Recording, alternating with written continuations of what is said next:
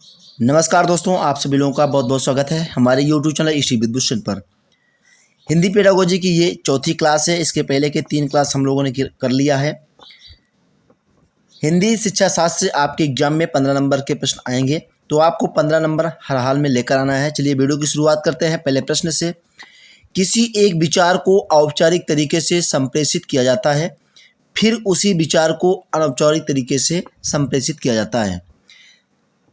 एक भाषिक वक्ता की इस स्थिति को क्या कहेंगे?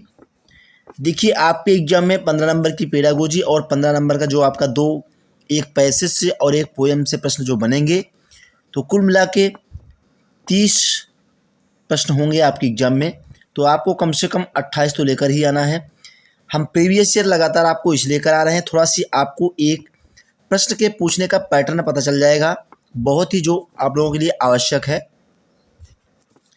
तो ऐसे ही आपको भी एग्जाम हॉल में पहले प्रश्नों को अच्छी तरीके से पढ़ना है। यही हम लोग आपको सिखाते हैं कि कैसे आपको एग्जाम के समय में प्रश्नों को पढ़ करके आंसर निकालना है। किसी एक विचार को औपचारिक तरीके से संप्रेषित किया जाता है, फिर उसी विचार को अनौपचारिक तरीके से संप्रेषित किया जाता है। एक भाषिक वक्ता की इस स्थिति को क्या कहेंगे? तो कोड बदलना या फिर कोड स्विचिंग कहेंगे इस तरीके को, कि एक बार अपने विचार को औपचारिक तरीके से संप्रेषित किया जाता है, फिर उसी विचार को अनौपचारिक तरीके से संप्रेषित किया जाता है। तो आपको ध्यान रखना है, ये आपका हो जाएगा कोड स्विचिंग। बढ़ेंगे नेक्स्ट अगले क्वेश्चन की ओर।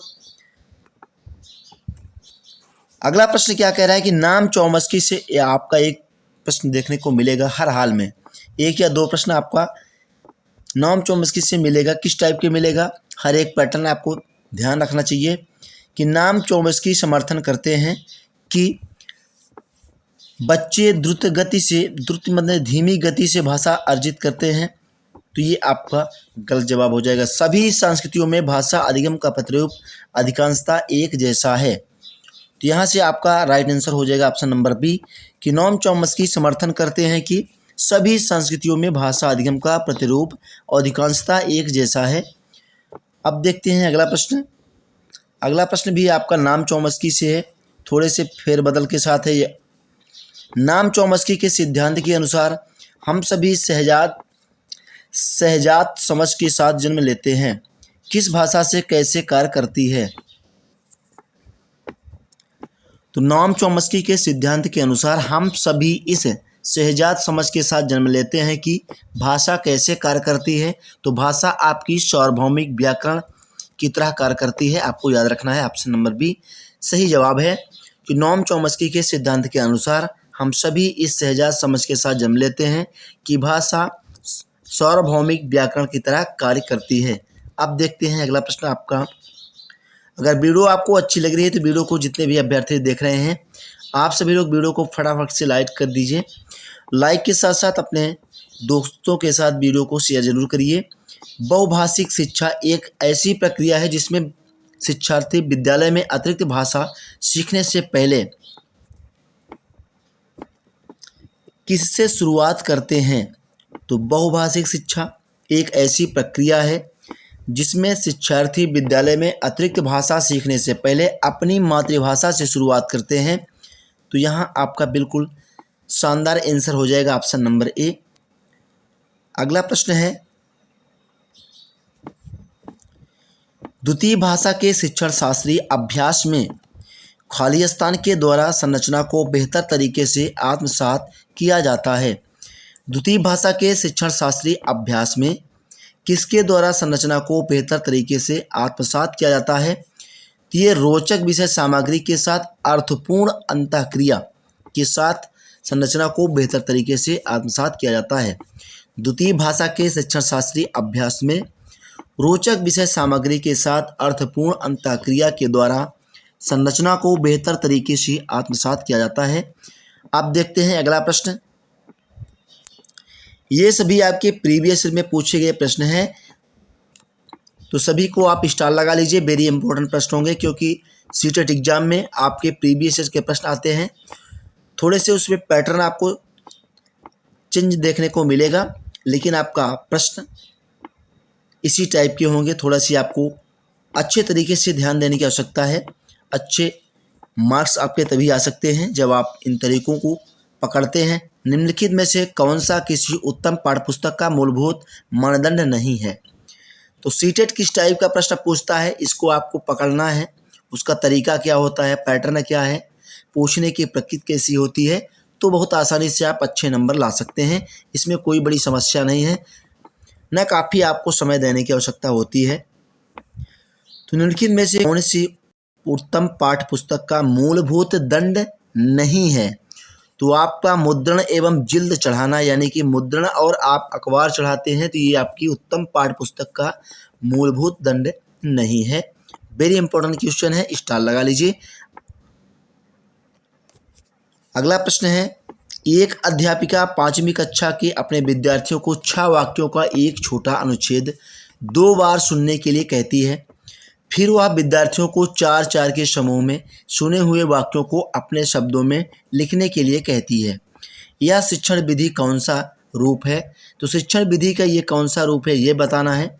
तो पहले अध्यापक क्या है कि अध्यापिका पहले ये काम करती है कि 5वीं कक्षा के अपने विद्यार्थियों को 6 वाक्यों का एक छोटा अनुच्छेद 2 बार सुनने के लिए कहती है।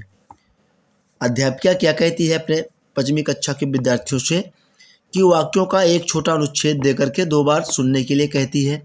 तो अनुच्छेद देती है और सुनने के कहती है सुनने के लिए, तो यहाँ होगा ऑप्शन नंबर सी, अनुच्छेद और सुतलेख। यानी कि वो अनुच्छेद देती है, 2 बार सुनने के लिए कहती है, जो आपका सुतलेख होता है, फिर उसको 4-4 समूह में बांटकर अपने शब्दों में लिखने के लिए कहती है। तो इस तरह आपके वेरी इंपॉर्टेंट क्वेश्चन हम यहाँ करा रहे हैं। अगर वीडियो को आपको अच्छी लग रही है तो वीडियो को फटाफट से, जितने भी अभ्यर्थी देख रहे हैं, वीडियो को लाइक कर दीजिए, अपने दोस्तों के साथ शेयर कर दीजिए। चैनल पर नए हैं, चैनल को सब्सक्राइब कर लीजिए।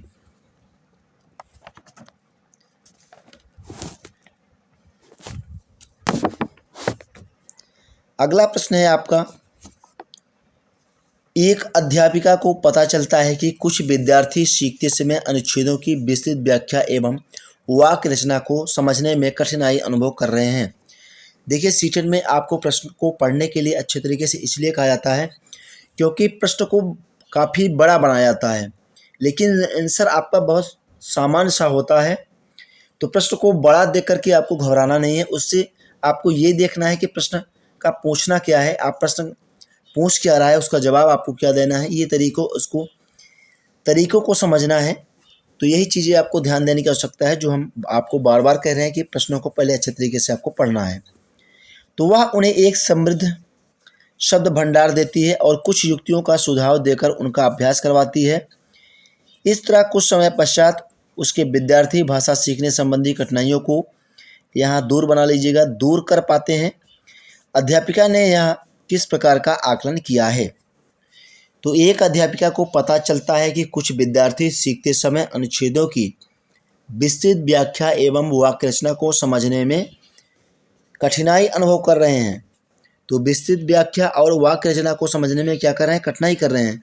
वह उन्हें एक समृद्ध भाषा शब्द भंडार देती है और कुछ युक्तियों का सुझाव देकर उनका अभ्यास करवाती है। तो वो तरीका क्या अपनाती है अध्यापिका, कि कुछ युक्तियों का सुझाव देती है और उनका अभ्यास करवाती है।